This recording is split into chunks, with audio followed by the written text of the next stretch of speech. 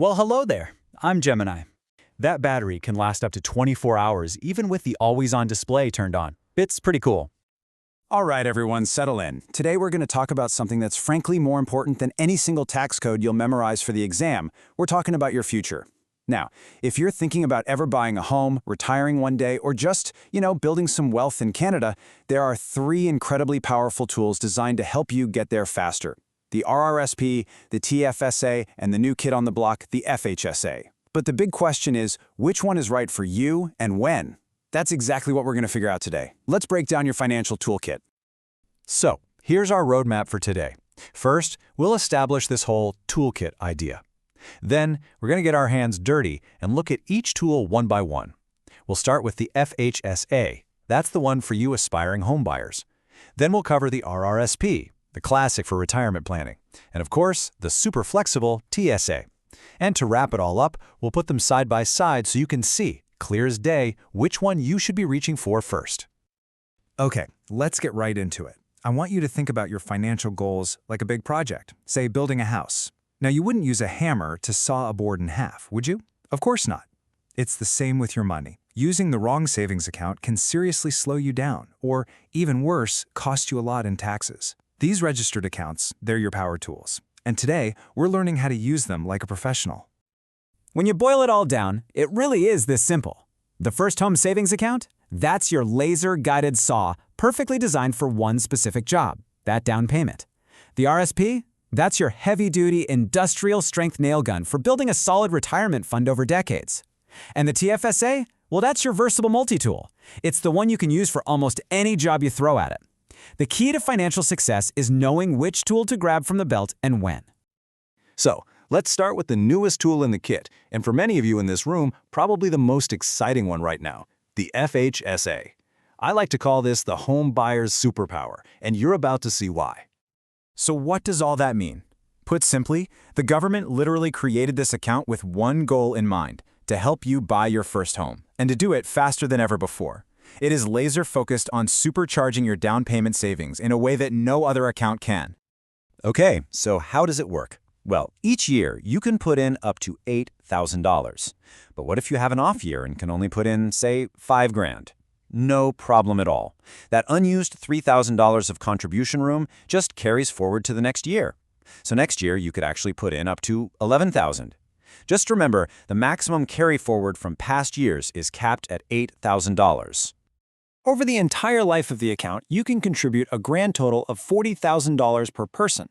Now, here's a little pro tip for you. If you're buying a home with a partner, you can each have an FHSA. That's a potential $80,000 plus all the investment growth on top of it that you can put towards your down payment. That's a game changer.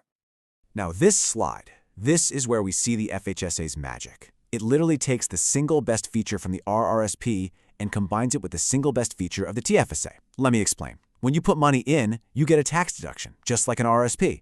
So if you're in a 20% tax bracket, every $1,000 you contribute gets you $200 back on your tax return. Awesome, right? But then when you take the money out to buy your home, that withdrawal is completely tax-free, just like a TFSA. It's an absolutely unbeatable combination for saving for a home. All right, let's switch gears and pick up our next tool. This one is a classic. It's the long-term workhorse of Canadian finance, something your parents and grandparents have used for decades. The Registered Retirement Savings Plan, or RRSP. The whole idea behind the RRSP is to give you an immediate reward for saving for your future. When you make a contribution, you get to deduct that exact amount from your income when you file your taxes. What does that mean for you?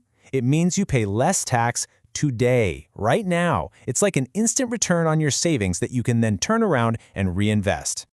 The key concept here, and I want you all to remember this, is tax deferral. Here's the strategy.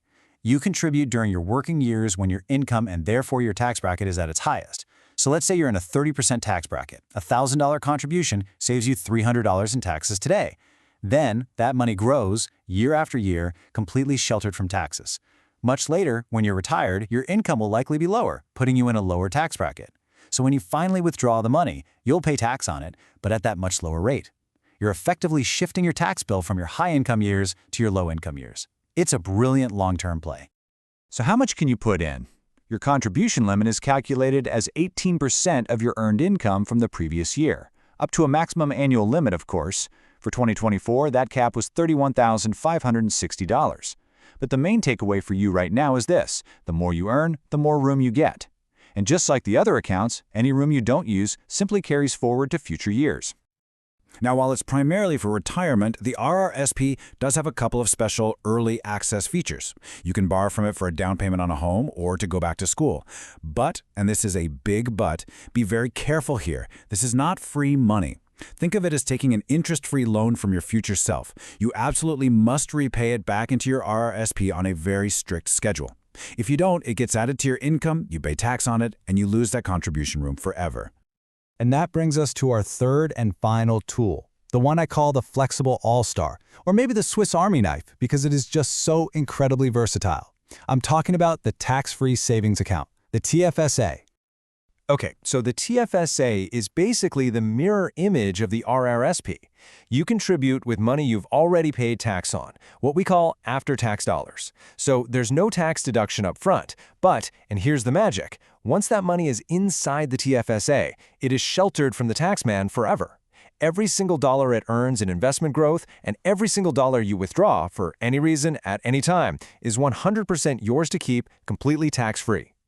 For 2024, the annual contribution limit is $7,000. Now, this amount gets adjusted for inflation over time, so it tends to go up. And just like the other accounts, if you don't use all your room in 1 year, it just carries forward indefinitely. Now pay close attention to this because this illustrates the TFSA's most unique and powerful feature. Let's walk through it. Say you put in your full $7,000 for the year, but then, your car breaks down and you need to pull out $3,000 for repairs. If that were an RRSP, that contribution room would be gone for good. But with a TFSA, on January 1st of the next year, that $3,000 you took out gets added back to your contribution room on top of the new annual limit. This makes it the absolute best account for things like an emergency fund or any goal where you might need access to your cash. Okay, we've looked at each tool in detail. We've seen what they're good for. Now it's time to put them all on the workbench together for a final side-by-side comparison. If you're going to take a picture of one slide today, this is probably the one. Let's quickly run through this because this table is basically your decision-making guide for the rest of your life. Need a tax deduction this year to lower your income? Look to the RRSP and the FHSA. Is your main goal to pull money out for something completely tax-free? Well, that's the specialty of the TFSA and the FHSA. But the real kicker, the one I want you to focus on, is this row right here, room regained on withdrawal. Notice that only the TFSA gets a yes. That is what makes it the king of flexibility for emergencies, short-term goals, or any plan that might change down the road. So, we've gone through all the theory. We've compared all the futures. Now we get to the most important question of the day. What do you actually do with all this information? What's your next step? I love this quote. It's not about making you feel bad for not starting sooner. It's about empowering you to start right now. Honestly, the single biggest mistake people make with their finances is waiting for the perfect time to begin. The perfect time doesn't exist. The best time is today. And let me leave you with one final thought, as your professor. Right now, your greatest financial asset isn't a high-paying job or a big inheritance. It's your age. It's time. By starting to invest now, even with small amounts, you unleash the most powerful force in finance, compound growth. That's when your money starts earning money. And then that money starts earning its own money. It's like planting a tiny seed that over the decades you have ahead of you can grow into a massive, unshakable tree. The earlier you plant that seed, the bigger it's going to get. So, we've laid out the entire toolkit for you. You know what each tool does. You know their strengths and their weaknesses. The only question left is, what are you going to build first? Thanks, everyone.